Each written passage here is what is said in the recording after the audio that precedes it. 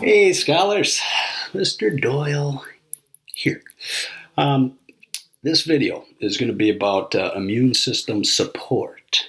Okay, this is one you're going to want your parents to watch, mom, dad, grandma, grandpa, anybody like that. Okay, some of the stuff is going to be for you, but it's all of it's going to be for them.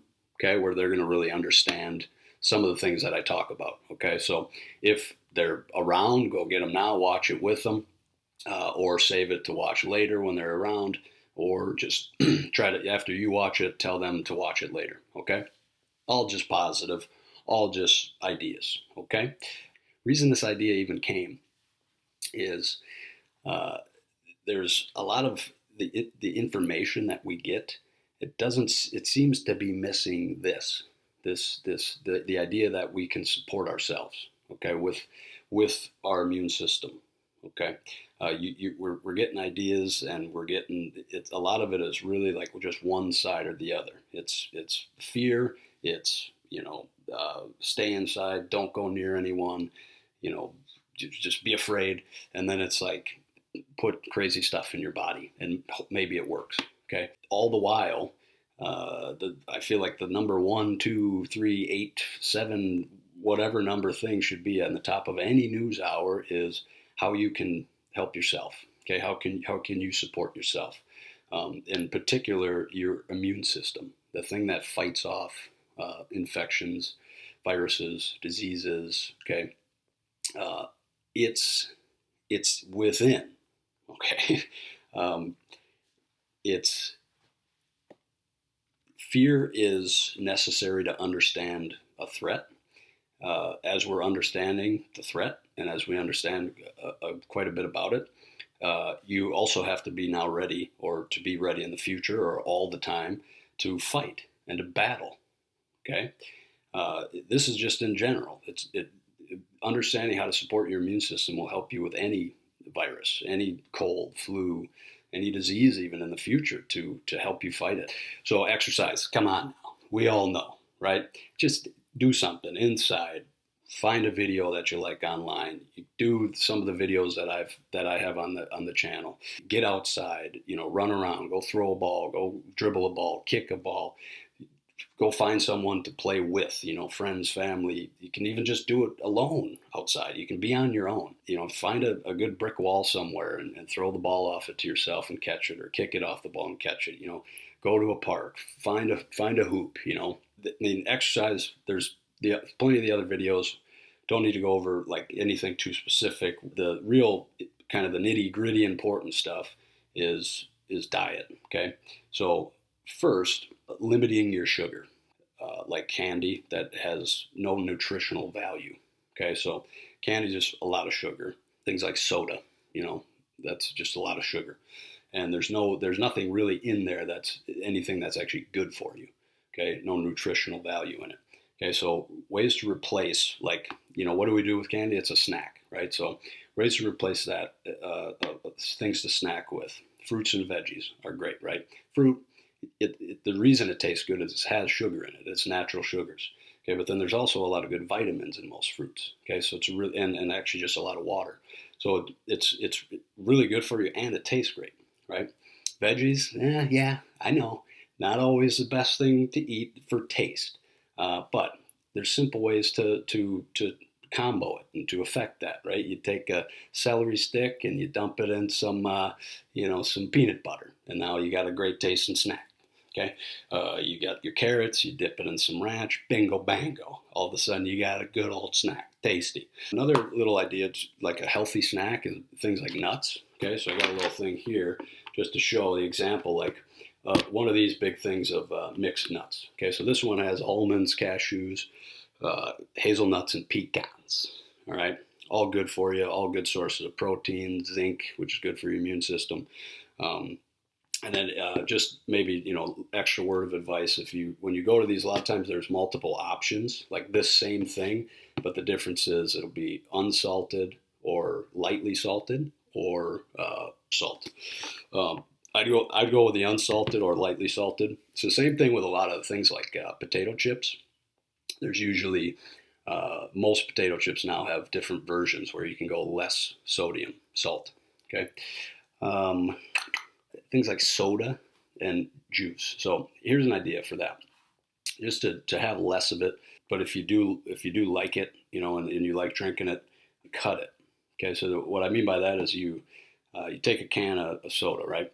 Instead of drinking the whole thing and then maybe having another one, you pour like half a glass full and then you put a bunch of ice in it.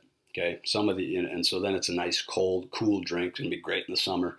But some of that ice melts in there, so you still get the taste of the soda, but you'll end up drinking less soda. Same with things like juice. So here's an example, right? You got this.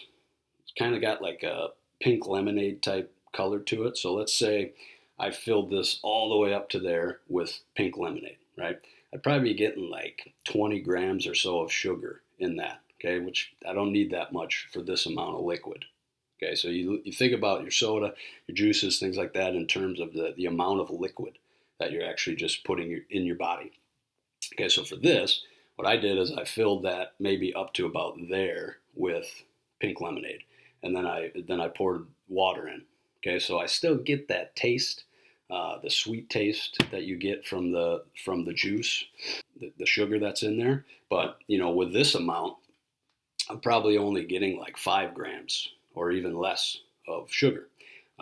But it's the same amount of liquid as if this was a full amount of juice or pink lemonade or something like that. Okay, so that's an example of how you can cut those things with water. Okay, to make them, in many ways, just make it more healthy for your body. And also just some general diet ideas. Okay, so just diet is just what you eat.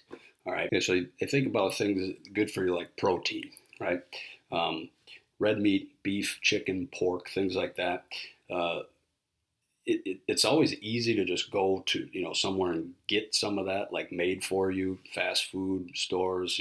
I would suggest you go and get those things from the grocery store. Then you make it the way you want to make it. Okay, and you're gonna get so all those types of fast food places. They add a lot of extra sugar and sodium, which is salt, to most of the food. Okay.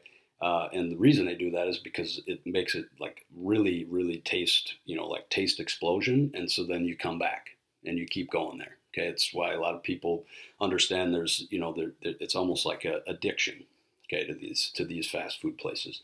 And that's usually why, because they're loaded, everything is. Okay. Even when you think like you're just getting a little, a single burger or something, and there's a lot of extra salt and sodium in there, or sugar, and then eggs. Okay, another great source of protein, healthy fat. There's other good minerals in there that's good for your body and your immune system. In particular, too, like how cheap eggs are and how simple they are to make. So, for example, I just had 3 eggs before I started doing this video. Okay, so let's imagine, just for simple math, you got a dozen eggs, 12 eggs, and let's say I got it for $4, right? Which is actually kind of higher end. Most a dozen eggs is like $2.50, $3, $3.50. So let's say it's $4. Okay. So with those 3 eggs, that means that little meal I just had of 3 eggs was $1. Okay. I got good nutritional value from it. It tasted good. There's definitely ways to make those always taste better. I cooked it a little bit of, the pan was laid with butter. Put some lemon pepper in there, and I'll be satisfied for a good 4 or 5 hours, and maybe even longer if I do a little snacking. Okay. Other things that are really good, like for energy, you get carbohydrates from it, would be whole grains. So whole grains like rice, oats, and then wheat. So like for bread, instead of getting white bread, you get wheat bread, because white bread usually has a lot of sugar in it. So different kind of wheat bread, like grain breads, those kind of things. They're really good. So all those things, rice, oats, wheat, the natural carbohydrates in there. It's a good source of vitamin B, which gives you energy. Fiber, magnesium, iron, phosphorus, manganese, and then selenium. I don't know what that is, but hey, there it is. All good things for your body. Body naturally produces a lot of them, but you still need to support. Okay, getting up to the two vitamins, important ones. Vitamin C, which I think a lot of people know that by now, that it's great for your immune system. Anytime you get sick, it's one of the number one things that you hear about, like, and there's those packets of like Emergency that you can get to pour in water, and then you get a bunch of vitamin C. This is kind of a known one, all right. But here's some other ways to naturally get it in fruits and vegetables: broccoli, cantaloupe, cauliflower, kale, kiwi, red, green, and yellow peppers. So even just some of these things, it just comes to you there, like red, green, yellow peppers. You cut some of those up, you make them in your eggs with a little bit of cheese. Super nutritious meal right there.